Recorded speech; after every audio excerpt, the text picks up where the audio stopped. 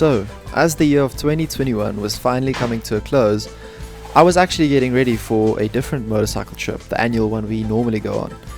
But after being spontaneously uninvited, I decided to take matters into my own hands and organize my first ever solo trip.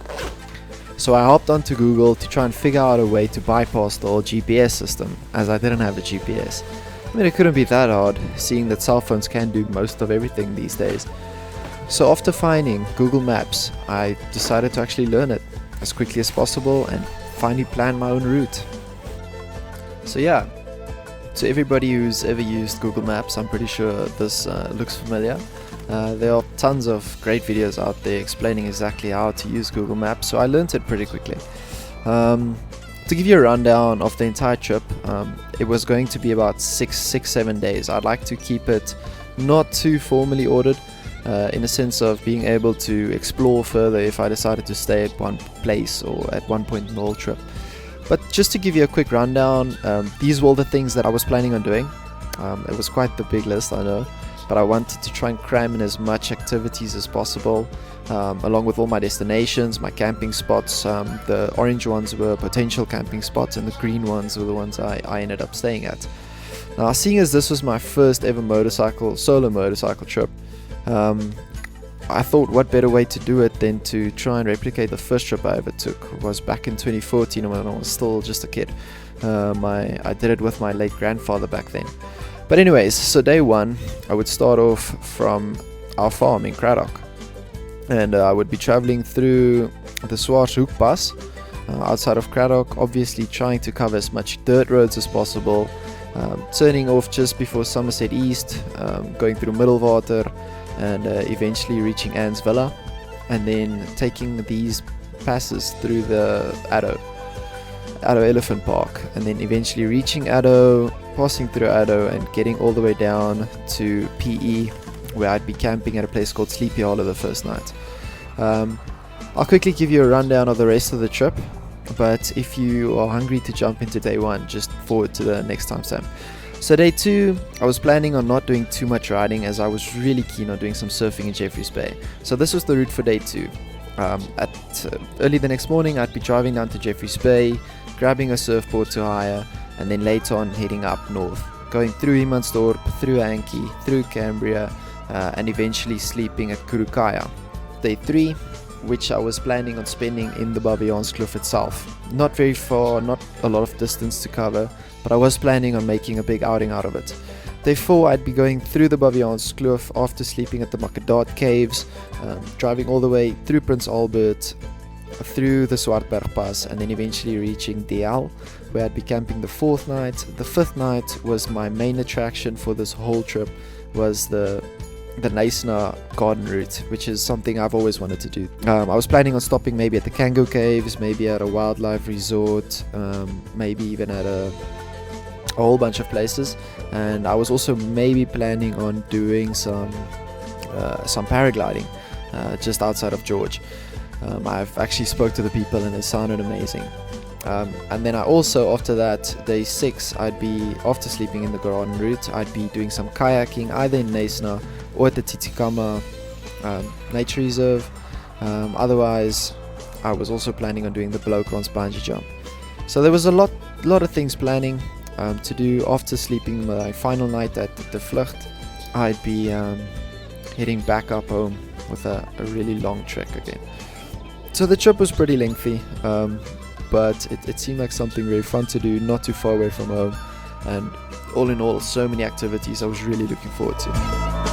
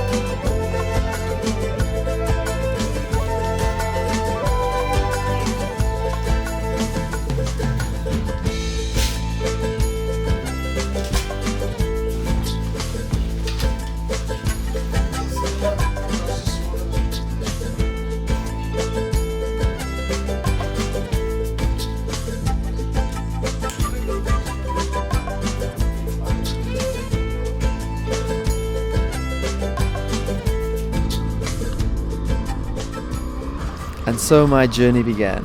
I was gonna make a quick stop in Craddock to make sure both my tire pressures were correct, fuel up, and finally hit the first pass. But first, I ran into Jerome at Uitenhage. Mag nou lang verdien, ek gaan jou nou op YouTube sit. Ja, so baie mense gaan jou gesig nou sien. Maar wat nou? So jy moet nou boodskap gee vir die wêreld. Jy moet nou vinnig praat. Kyk, jy moet vir hierdie ding kyk, dan moet jy praat. Jy vang my aan kant nou. Nee, jy moet nou praat. Nee, jy laat nie gesien jy ken goeie. Nee, jy moet nie van my praat nie, jy moet van jou praat. So. Praat, as ek go. Sê vir die wêreld, as hulle hier na toe kom en hulle die ouetjie kom kyk. Moet hulle na die ouetjie kom. Hulle moet vir Jerome kom sien. Vir Jerome hier so by OVK. OVK. Wat sal hy vir hulle doen? Hulle sal 'n goeie diens kry. Al kom die hartseer in met droef. Jy sal met 'n smiley uitgaan. Kom OVK toe as jy wil vir Jerome sien. Alwe. And after filling up, checking my pressures, and having a laugh with Jerome, I set out to hit the Swaershoek Pass.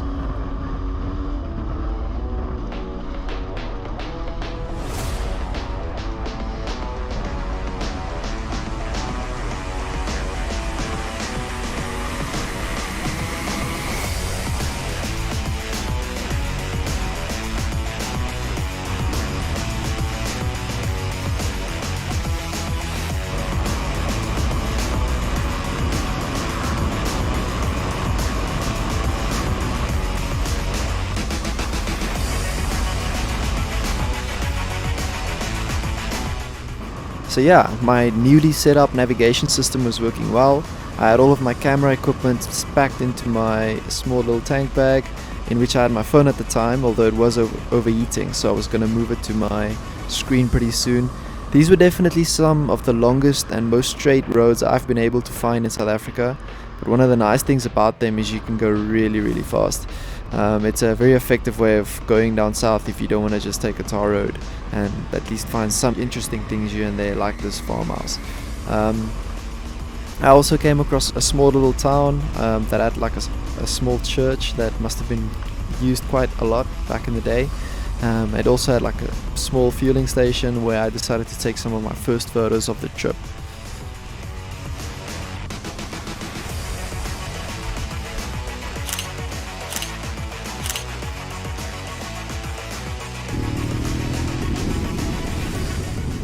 After that, I soon stumbled upon Anne's Villa, which is a pretty famous heritage building in South Africa, which was built in 1864.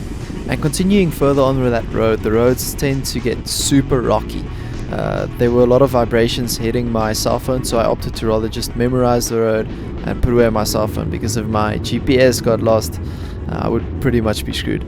But anyways, I also opted to rather go fast on these rocky roads. The suspension does handle it a bit better.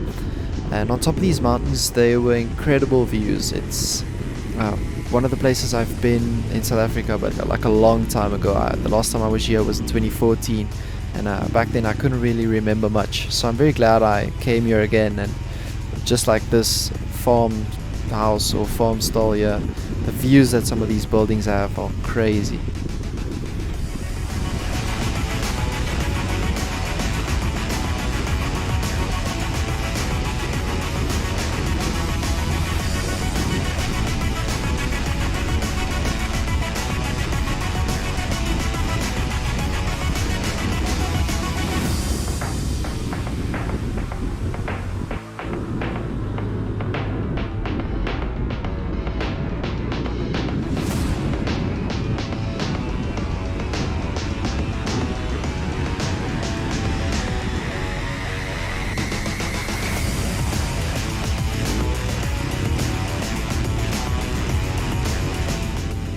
I also came across this cage, which I was pretty much unsure what it's for. Maybe one of you guys know.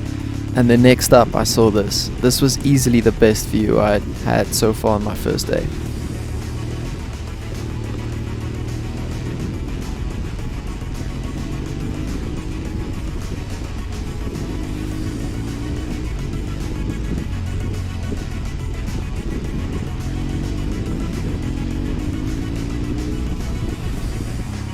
And after quickly jumping back onto tar roads, I was entering Addo, and I was extremely hungry.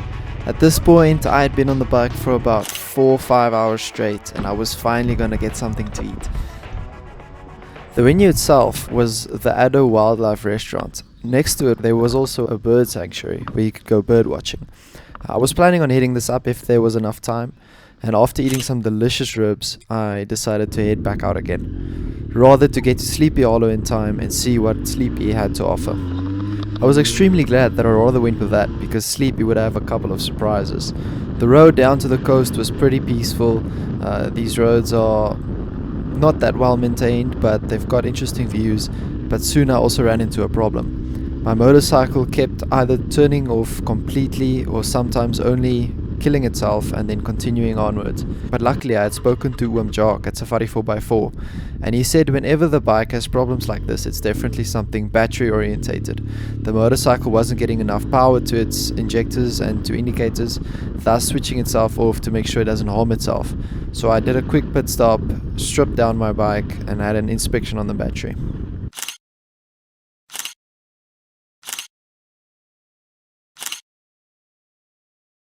And after tightening a loose connector, I was back on the road. This was really an easy fix and I got lucky this time. I quickly filled up in Uitenhage for a last time before heading to Sleepy Hollow.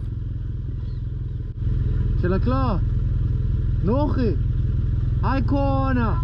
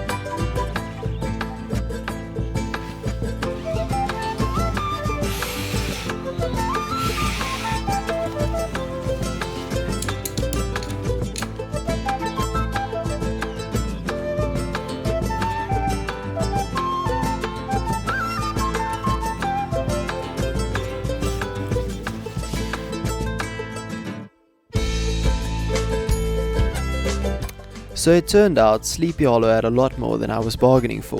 This was not only a quick camping spot, but a whole community of people who had been living here for quite a while. I ended up meeting a really nice family who were also known in the biker community. I also met 2 kids on bikes, CJ and Justin. CJ was quite the professional on the bicycle as well. They had been staying in Sleepy Hollow for quite a while and obviously knew the area very well. So after discovering a massive slip and slide, which was a lot of fun, we decided to head on to some mining caves that were dug out a long time ago. These caves were pretty deep and we had no idea how deep they really went. Some areas you had to really crawl through. So after making our way to these mining holes, it was time to set out on another small mini adventure. CJ? The mines, as you can imagine, were pretty tiny. Some areas we obviously had to squeeze through, but what was most concerning was all the rainwaters that had been going down these mines. Every now and then you would come across a small dam or slush mud lake. I understand it's probably not the safest thing to go that deep into these mines, but I just couldn't stop myself. Inside there were obviously tons of bats, and trying to not slip into the deep dark mud, we were climbing all the way deeper and deeper. Once we got to an area where we would really have to squeeze through, we decided it was time to head out and get to the next cave. Ek moes kaalvoet gegaan het. Dit sou beter gegaan het. Wow, bliksem. Daar is hy weg.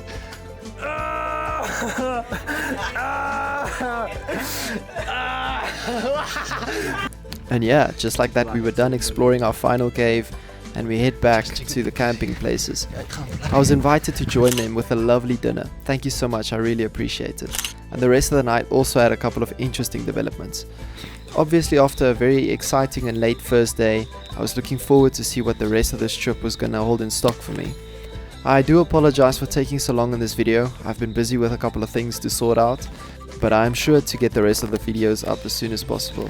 And also, if you made it all the way to the end of this video, if somebody is interested in having videos like this made around their motorcycle trips, be sure to let me know either in the comments or send me a message on Instagram. I do check Facebook, but not that often. So if you're interested in having a video to remember your trip by, please let me know.